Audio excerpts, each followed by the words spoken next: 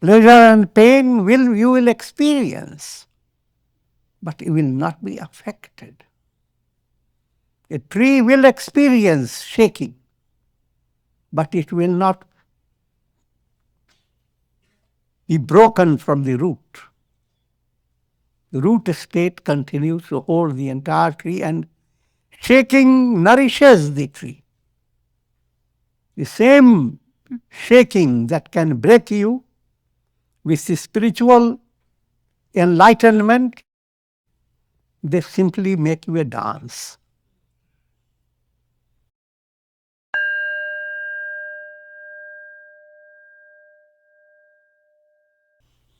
Om Purnamadaha Purnamidam Purnat Purnamudachyate Purnasya Purnamadaya Purnamevavashishyate. Om Shanti Shanti Shanti. Om Brahmanandam Param Sukhadam Kevalam Jnana Murtim Dvandvatitam Gagana Sadrisham Tattvamasya Laksham Ekam Nityam Vimalamachalam Sarvadhi Sakshi Bhutam Bhavatitam Trigunarahitam Sadgurum Tam Namami. Om. Adoration to Sadguru, who is Brahman, the giver of supreme bliss, embodiment of pure consciousness, one without a second, vast as the ether, infinite, eternal, beyond the three gunas and their modifications, the supreme preceptor. Yoga Vasistha, in Upasham Prakarana, section 16 continues, and nothing new. Same as I've been hearing. I wandered far, far from home.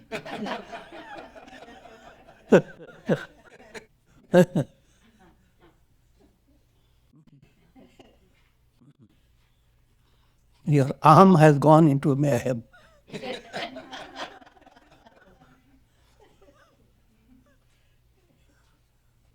How to bring back that aham free of mayhem. Aham without the world process. That's a profound topic.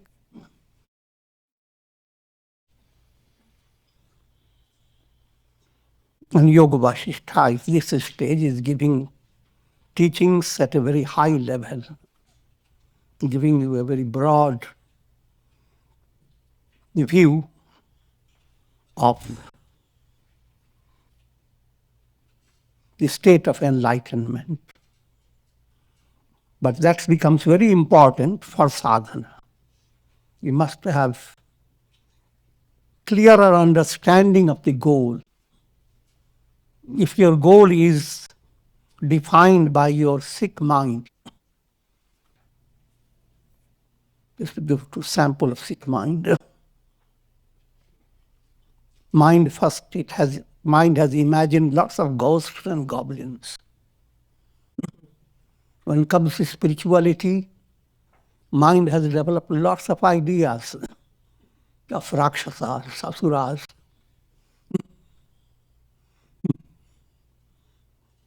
And yogis with psychic powers can make you fly, take you back to 7 births, 7 incarnations, as well as all types of things. Lots of imaginations, lots of things. All that, I call it mayhem. So without going into those details, here is a straightforward, highlighted movement. A yogi asserts within himself. The topic is going towards the practice of affirmation. Sanskrit word for affirmation is nishchay. Someone is knocking at your door. You make a nishchay. Create An affirmation that the person who is knocking is a positive person, not a negative type of personality. And then you prepare, put your chairs and couches, open the door. I'm joking in a simple way. Similarly, allow your mind to understand what is the state of enlightenment. And from unconscious, a response comes. That's the knocking. But now we have to ascertain, is the knocking the right one? In other words, when you ask a question, many imaginations come in your mind. So every imagination about liberation is not healthy. Everyone feels misery and hears the words of salvation, liberation, heaven, kingdom of heaven. But now mind has a totally confused picture about what that heaven is. Don't stay in confusion. Start creating an affirmation that has a clear connection with the truth.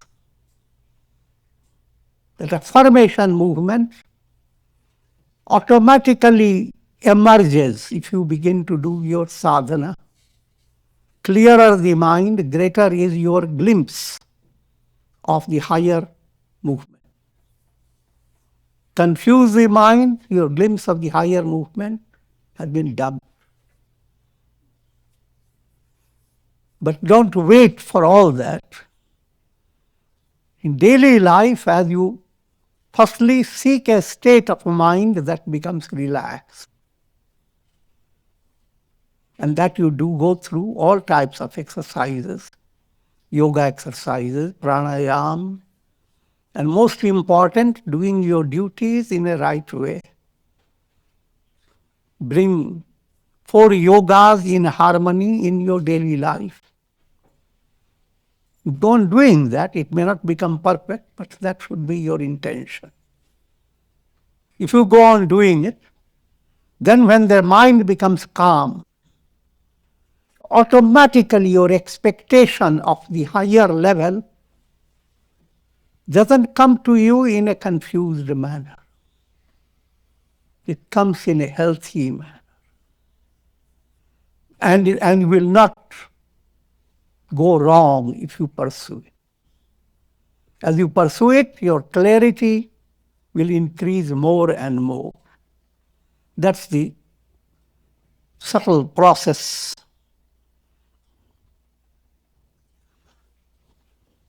A yogi asserts within himself the body, mind, senses, and the realities of the world are sustained by me. First, try to understand. So many things that your mind is after. Simple mathematical question. Which is the most important? All things your mind is after. Which is the nucleus? And for answer, you don't have to go to Badri Kedar or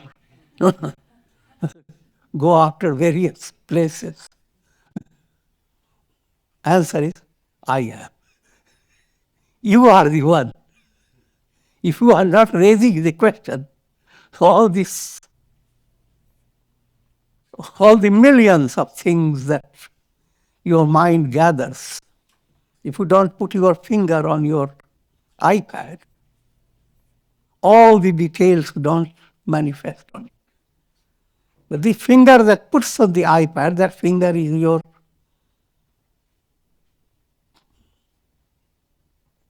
yourself. And who am I, in brief?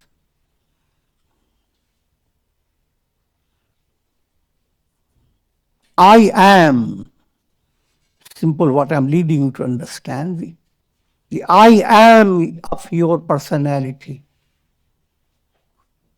That is your focus. Without it, you can't exist. Without it, all your relation with the world will have no meaning. So ultimately, what is the most lovable by you? I am.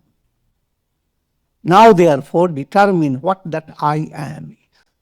Look into your body, from the toes to the head. What matches with your I am? I'm joking, but the idea to understand that nowhere you find I am in your body, nor in your prana, vital forces, nor in your mind and senses. All these are instruments. Your I am remains untouched by all this when you go to sleep. All this moves away, but your I am has not gone away. The real I am is there. It is not stating its existence. Look at it. Look at me. I'm lying on my bed. The real I am is there. And you are perfectly cozy and comfortable with it. The same I am now becomes confused when you wake up. That I am is a reflection of that I am towards which you have come closer in sleep. But now the I am that dominates is the big I am blended with illusion. When you see a reflected sun, you must realize it's a blend of big sun and the illusory reflection. So that's the predicament of every individual. Is this. That means in every personality there is Jivatma, soul. That soul is like a reflected self in the waters of the mind. And for that particular soul in the waters of the mind, these teachings are given. Let that soul, blended with the mind, use that mind for practicing affirmation. So first stage, understand the body, mind, senses, and all the realities of the world are sustained by that I am.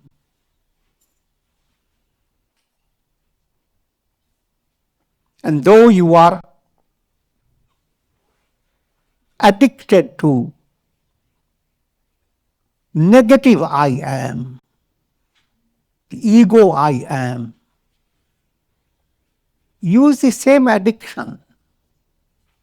Instead of ego, switch your attention to real I am. But in the beginning, your attention is switched in the form of a kind of a deceptive process,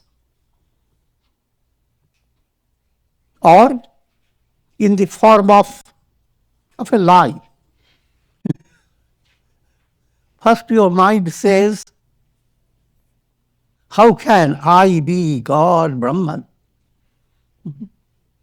But to push that and repeat a mantra from the scripture. Aham Brahmasmi. Prajnanam Brahma. I am Shuddhosi. I'm pure. I'm enlightened. Start these words swirling within your mind, even though you don't have proper understanding.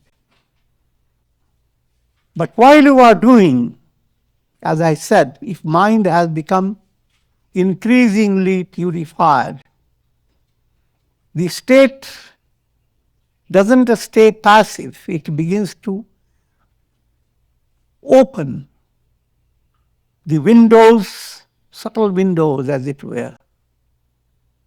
And suddenly you begin to switch from verbal affirmation to a mental awareness, and from there to a profound experience.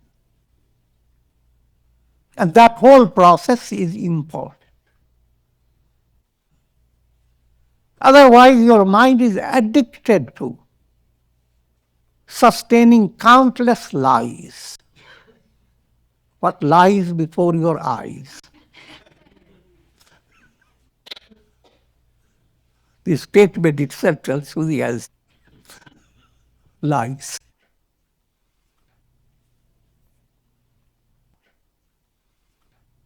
I am one with them. They are one with me. Now, how can that you can figure out? Simple.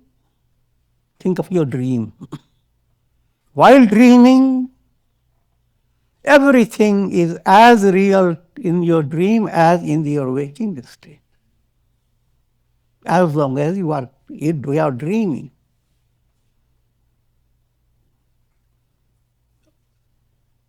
How big is your dream world? There's no limit. It's the same world.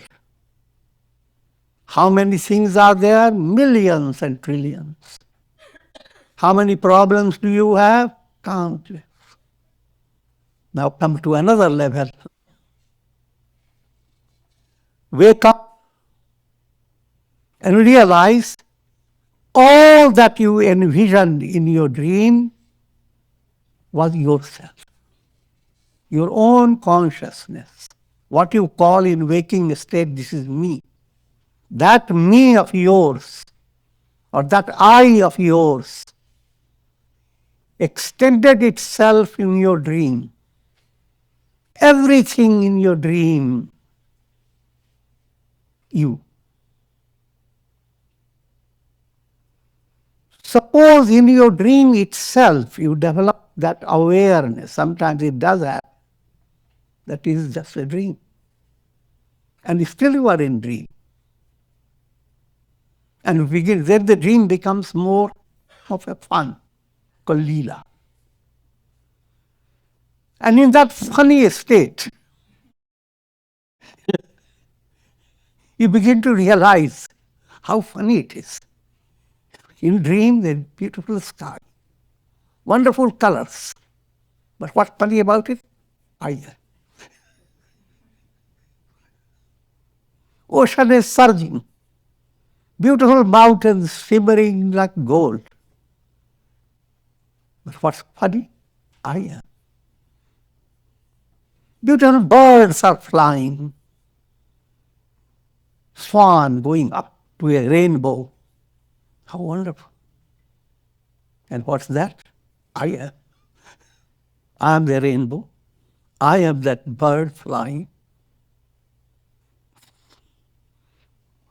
All that is not a difficult task. You understand it's simple. It's not a made-up story. All your dream is yourself. Now, using that simile of dream, try to understand the waking state exactly. It is the same phenomenon. The I am in you has been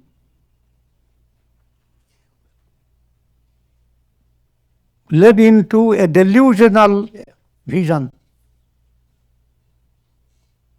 And all that you are experiencing, me, mine, countless personalities, a long history, complicated science, the Earth's planet, sun, Milky Way, where there are countless suns blazing. How vast is all this? But no matter how vast, I am. I am pure awareness, is bringing about all this experience through your simple iPad that sits in your skull and spreads out through your nerves. Don't look so big, beautiful either. It's just a technical equipment.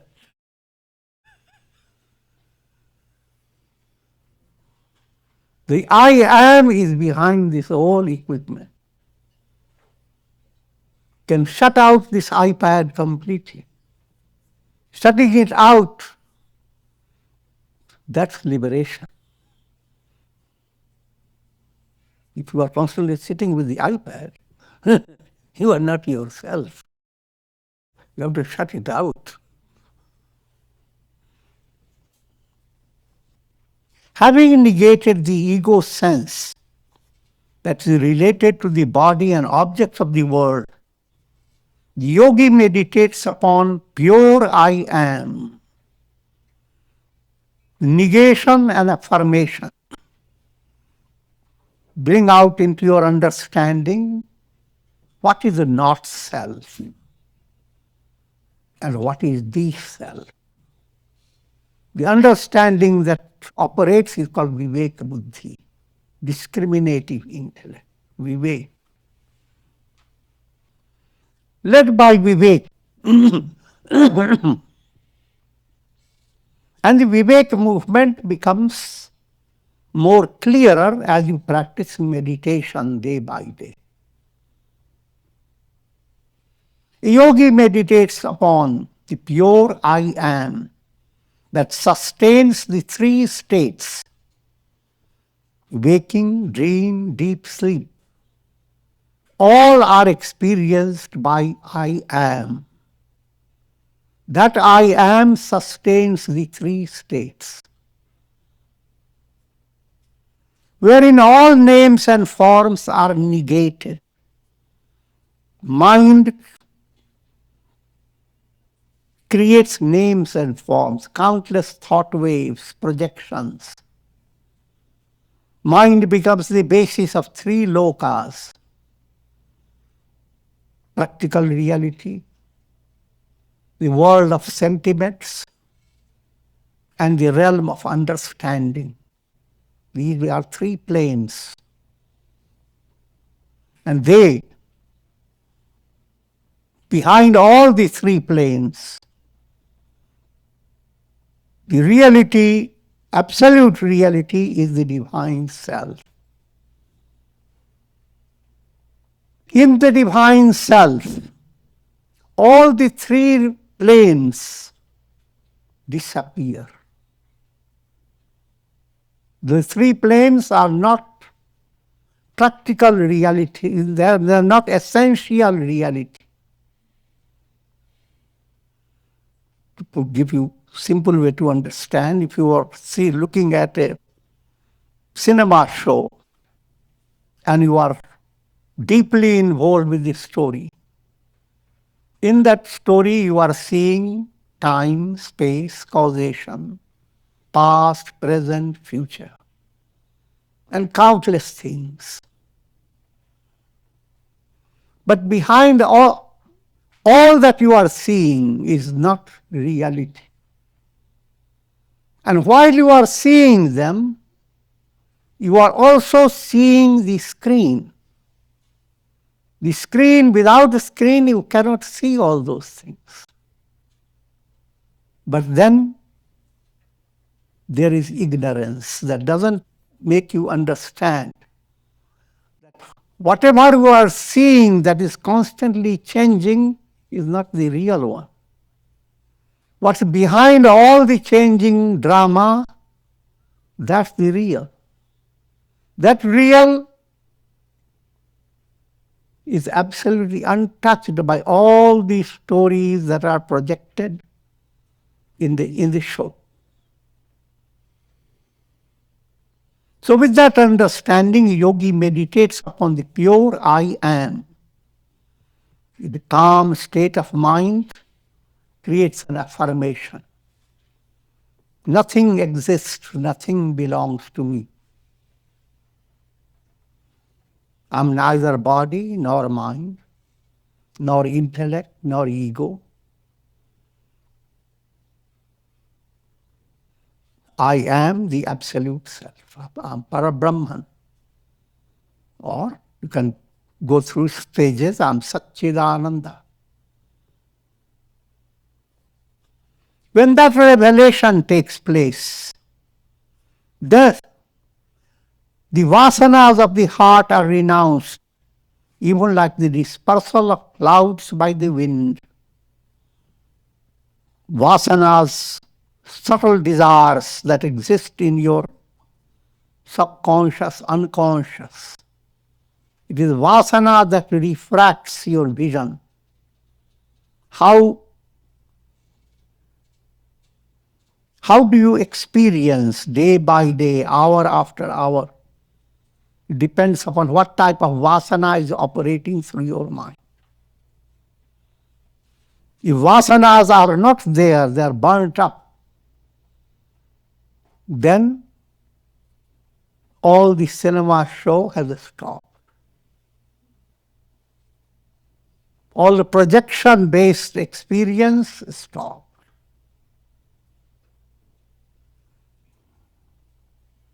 That's what again and again told about the bhava pratyaya, pratyaya bhava. All your experiences are projection-based. Projection-based experience is called bhava pratyaya. And when the projection itself moves away, then pratyaya, absence of projection. Presence of projection, absence of projection. These two are very advanced terminology to understand subtlety about the truth of the world process. And as I have introduced to you before, even while you are experiencing the projections, you start understanding all the cinema show that's going on. Putting it in a more simple way, first stage, you see the faces of people full of blood, etc., in vampire stories. Instead of being shaken, I try to enjoy the artistry behind how tomato juice has become blood, and how actors showing tremendous sorrow and grief, but deep down they are getting salary for it.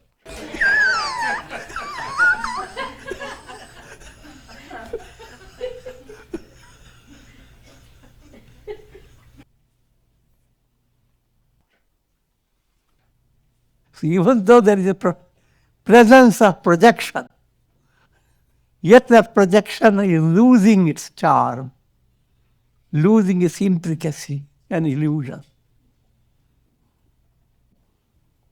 Because dhyaya vasana tyag. Your dhyaya becomes what is truth. Asatoma, sadgavaya. All this is asat. Sat. Everything that is asat has a sat behind.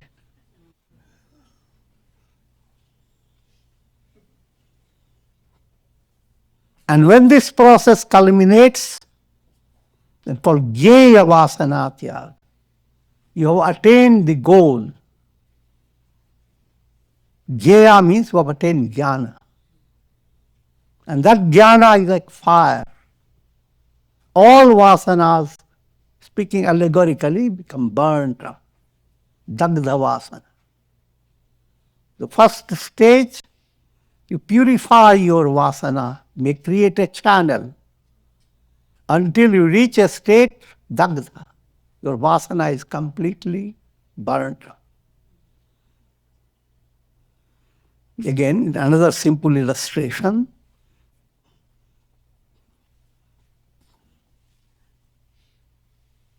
You look up to the sky and dark cloud has obscured the sun. Now the same dark cloud creates a little channel for the sun to pass through. And when that process starts, Dhyaya Vasana Tyag has started. The cloud itself begins to enjoy in the process of melting. Dhyaya Vasana. And when it has become so transparent that it is no longer hindering the vision of the sun, then Dhyaya Vasana Tyag. Two stages. First, you are allowing the light to pass through the cloud. And then as an effect of light flowing through the cloud and cloud gradually diminishing its humidity and whatever, until it becomes just soft fibers, as it were, and the sun passes through. Gaya Vasana. So when you come to the level of Gaya Vasana, then you are a Jivan Mukta, liberated sage. And fortunately, unfortunately, that's your last body.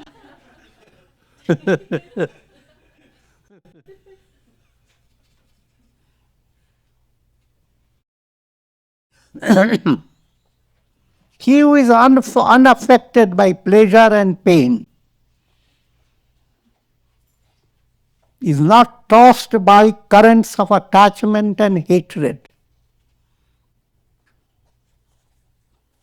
This is the description of that Sthita Prajna state, enlightened state. Unaffected by pleasure and pain. Unaffected term has to be understood. Pleasure and pain you will experience, but you will not be affected. A tree will experience shaking, but it will not be broken from the root. The root state continues to hold the entire tree, and shaking nourishes the tree. The same shaking that can break you with the spiritual enlightenment, they simply make you a dance.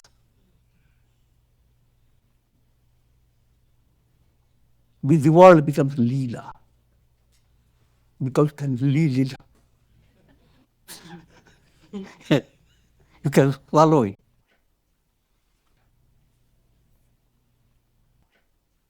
Your dream becomes a Leela. Once you realize it is a dream, it just takes a few more minutes and you swallow it without belching. You wake. So that's the word Leela means. So unaffected by pleasure and pain, raga, dvesha, likes and dislikes, who is balanced in desirable as well as undesirable conditions of life. Vipatti, sampatti, adverse situation and prosperous situation. The idea, if prosperity is there and you are happy, there is no harm in that, that's perfectly normal. But your happiness should not be a delusional experience within your heart. That happiness is not the final state. That happiness is pointing its finger to find perennial, absolute happiness. That in itself is not the goal. So you are not deluded by the idea that you have attained. You have fulfilled your dream. Something happened, For a long time you expected some type of money to come in or something to secure your personality, and you get it. And suddenly people become so intoxicated by that prosperity. They feel this is the greatest. But you have to always understand that it is not. Anything that you gain as a result of your karma, karmic fruit, is transient. No matter how wonderful a dream, where you are eating nothing but cream, yet the dream is nothing. Such a yogi has succeeded in the practice of jnaya vasana tyag. He has become liberated. When yogi is not affected by provocative conditions that give rise to elation and grief, fear and anger, desire and frustration, then he becomes liberated. Now, whatever, that's the characteristic of liberation. By gaining that insight, what it means in your daily life,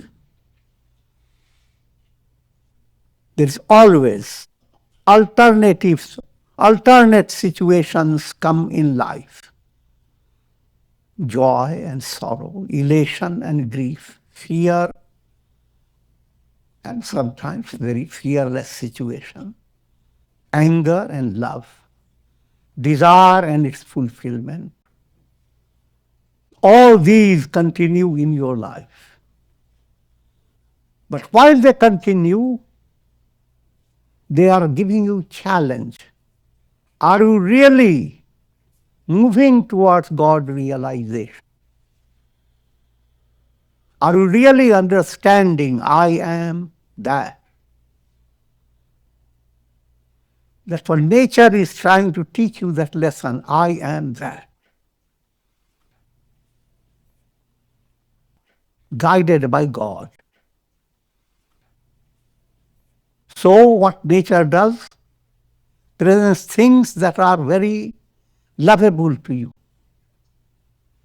at one time, and then moves them away,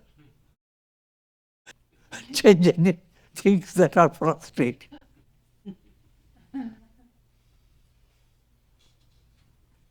Now, if you are really interested in I am that, you should not jump up and start shouting. You should view changing situations with a balanced mind. That's all that I'm trying to say. That is your most important movement. Instead of constantly keeping your mind focused on where can I go, where I can have darshan of. Keep that also in your heart. That's perfectly okay. But that will come automatically as you advance. But in daily life, Godward movement is coming every moment for you. How you are facing your adverse situation. Figure that out. Adverse situation may mean you are sick. Now, how are you facing it? Instead of becoming frustrated, go after a Vaidya, a physician. Understand what caused you to develop sickness. Go into the science, find the causes, see the progressive remedies that you can adopt. Use your head instead of beating your head.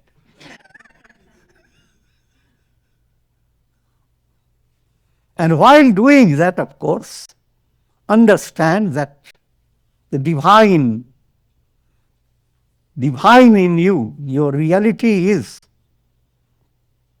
your three blended reality. You are instrument of God, you are a ray of God, you are the God. So whichever level pleases you, understand that, keeping that in your mind, allowing you to have surrender in 3 stages. I am an instrument. God is the one doing it. That gives you 1 stage of surrender. I am just a ray radiating. God is a reality. Next stage. Final stage, when self-surrender is completely, no question, self has been surrendered. The real self shines. So while facing challenges in life, that internal Godward surrender, and thereby act of grace. To the degree you surrender, to that degree a divine miracle operates in your life, called grace. The same action that you are putting to remedy your problem, now grace creates a miracle.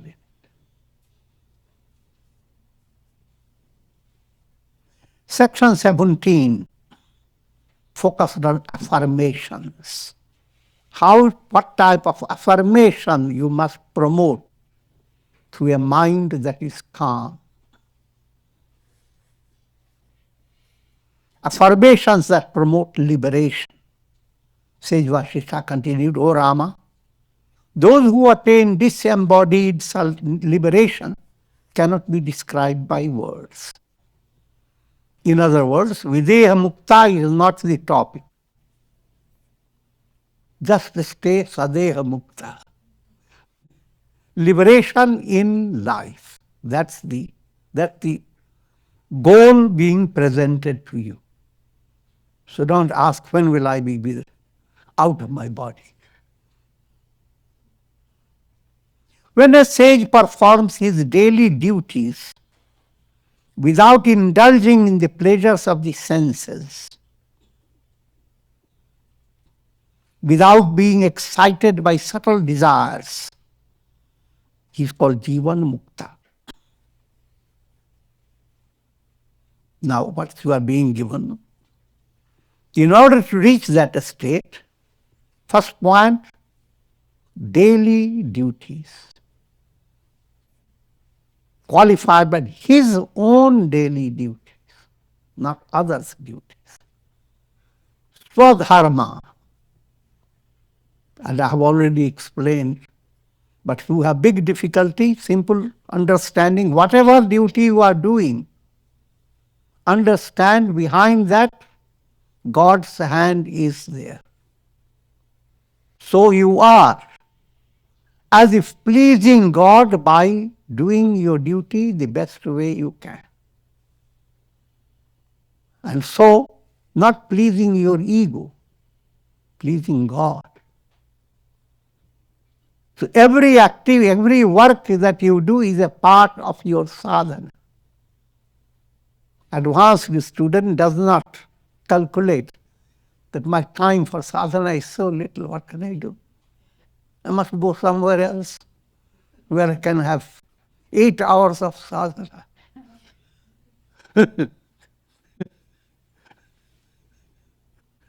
That's kindergarten sadhana. If you are develop karma yoga, spirit of karma yoga, all actions that you do, that's again is a divine ideal. Any ideal is not captured immediately, it is a progressive. You go on injecting in your mind until it becomes more and more perfect. So whatever duty is there, considered a part of yoga. Even attending on your own body, and whatever duty, cleaning the house, so bringing smallest little things, But then your duty can also extend to how can you help others. Being good, doing good. But all this you expand on the basis of being dear to God.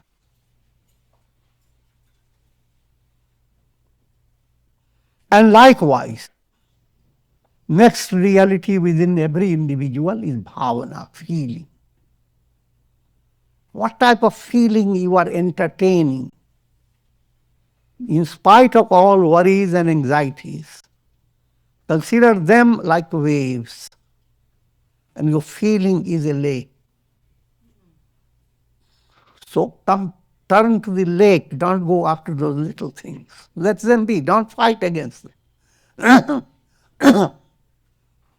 But go into the lake without mistake.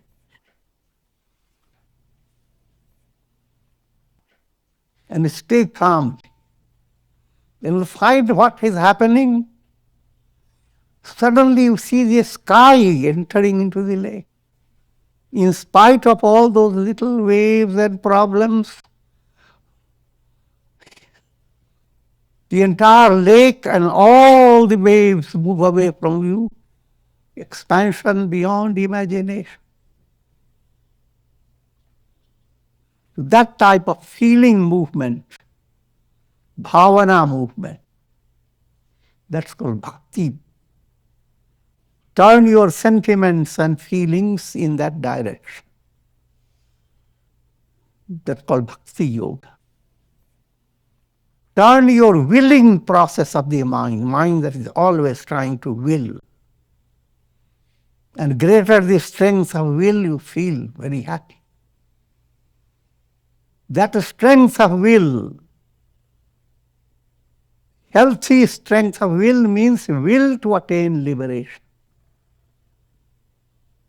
So turn your will level towards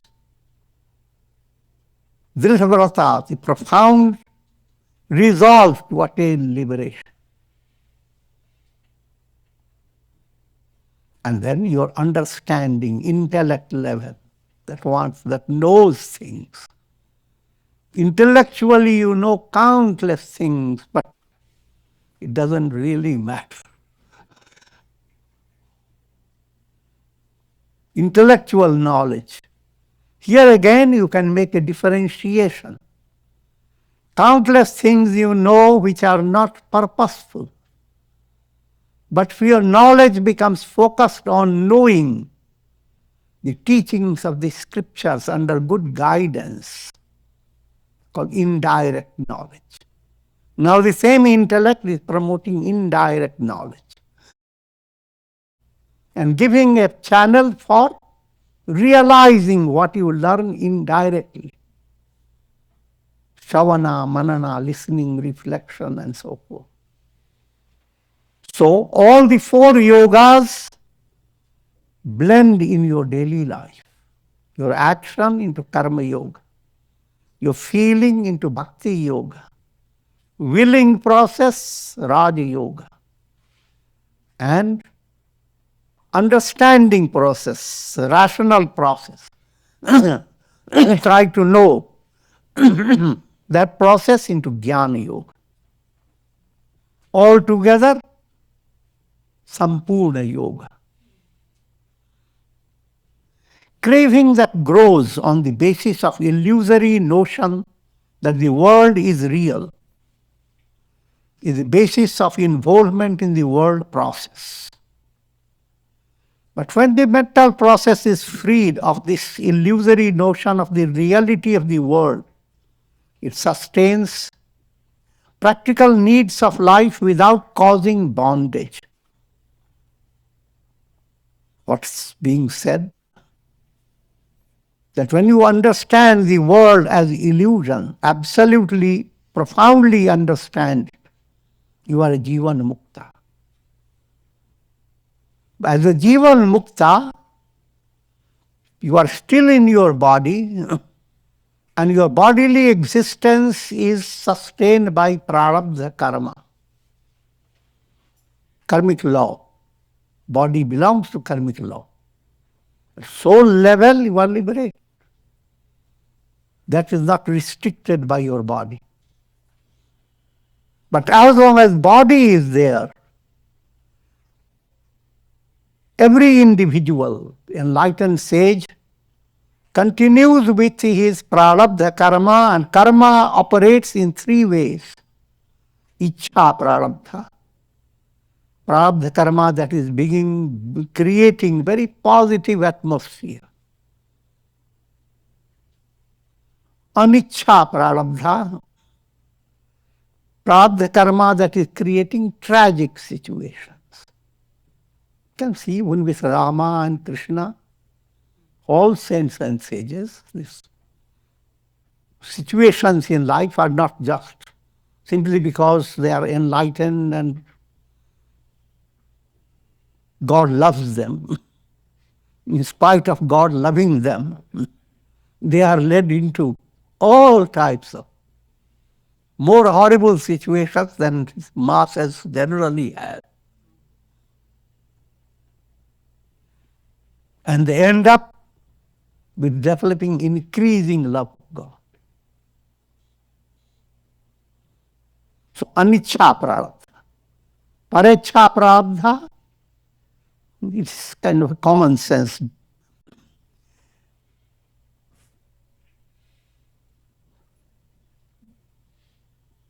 The disciples of the Guru or the sage, they create their program and suddenly give the notice to the Guru.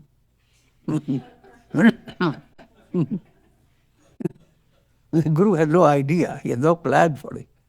Called pareccha prarabdha. The prarabdha will operate in these three ways.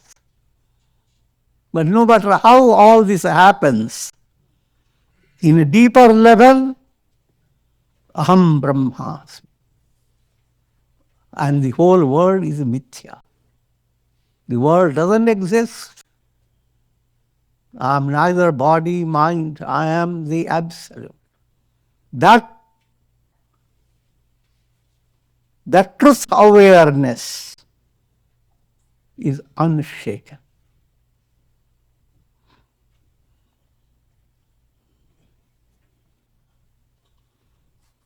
Meditations that give rise to the surging waves of craving for the objects of the world create bondage, while the same that free one from all forms of dependence on the objects of the world promote liberation. O Rama, the subtle desires that arise in the heart, such as may I attain this object, is called Trishna. And it ramifies itself into various forms of illusion. But when this craving is utterly negated, and the heart does not go out after any object, whether imagined or real, then one is said to have attained liberation in life. Therefore, O Rama, renounce the desire for the variable conditions in life. Abandon the desire for illusory pleasures and bring about the negation of mind's flow towards the objects of the world. Thus doing, you will abide in the self, the boundless ocean of bliss. O Rama, the objects do not belong to you, nor you belong to the objects. In fact, from a spiritual point of view, these objects do not exist independent of yourself, nor do you exist separated from the illusory objects. The self alone is. Just like with the dream, see? You alone are. And all in dream you are running after so many things. But you are never separated from any object of your dream. And that's the situation with the entire universe and yourself. And the simple source, Aham Brahmasmi, I am Brahma. Next point, all this is Brahma. Next point, I am all this.